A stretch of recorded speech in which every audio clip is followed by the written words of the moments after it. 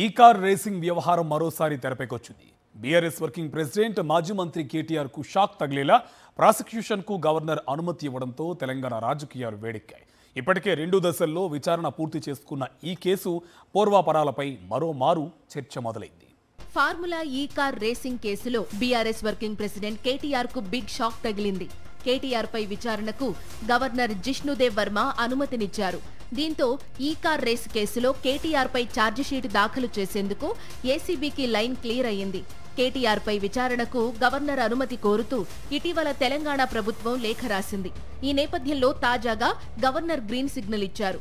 త్వరలోనే కేసుకు సంబంధించి కేటీఆర్ పై ఛార్జిషీట్ దాఖలు కానుంది. ఫార్ములా ఈ కార్ రేసులో క్విడ్ ప్రోకో జరిగినట్టు ఏసీబీ ఇప్పటికే ప్రభుత్వానికి నివేదిక ఇచ్చింది. 54,88,00,000 రూపాయల నిధులు దారి మళ్లినట్టు ఆరోపణలు చేసింది.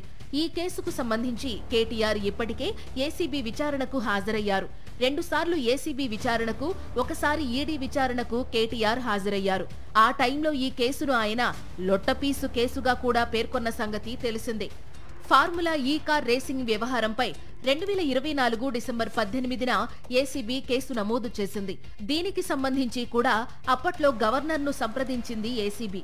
4 నెలల సమయం తీసుకుని న్యాయ నిపుణుల సలహా మేరకు గవర్నర్ కేసు నమోదుకు అనుమతినిచ్చారు.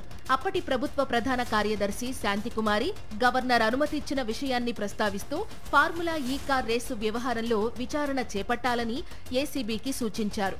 దీని ఆధారంగా ఏపీసీ కేసు నమోదు చేసింది.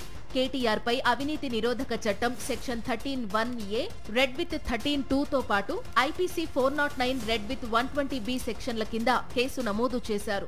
అలా కేసు నమోదైన తరువాత కేటీఆర్ 2 సార్లు విచారణకు హాజరయ్యారు.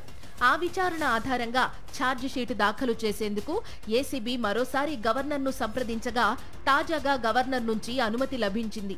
ఈ కేసులో A1గా కేటీఆర్, A2గా ఐఏఎస్ అరవింద్ కుమార్, A3గా హెచ్ఎండిఏ చీఫ్ ఇంజనీర్ బిఎల్ఎన్ రెడ్డిపై కేసు నమోదయ్యింది.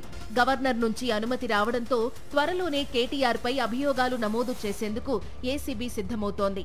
అదేవిధంగా అటు కీలక నిందితులైన ఐఏఎస్ అరవింద్ కుమార్ పై అభియోగాల నమోదుకు డీఓపీటీకి రాష్ట్ర ప్రభుత్వం లేఖ రాసింది.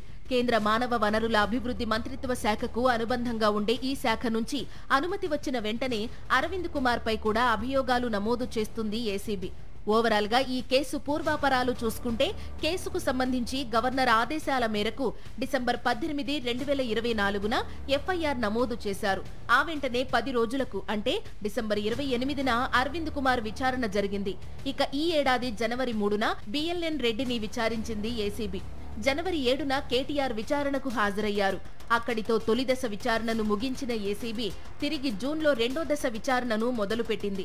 ఇందులో భాగంగా జూన్ 16న మరోసారి ఏసీబీ ఎదుట హాజరయ్యారు కేటీఆర్. తాజాగా మరోసారి గవర్నర్ను ఆశ్రయించిన ఏసీబీ ప్రాసిక్యూషన్ అనుమతి పొందింది. త్వరలోనే ఈ కార్ రేసుకు సంబంధించి కేటీఆర్ పై ఛార్జిషీట్ దాఖలు చేయబోతోంది ఏసీబీ.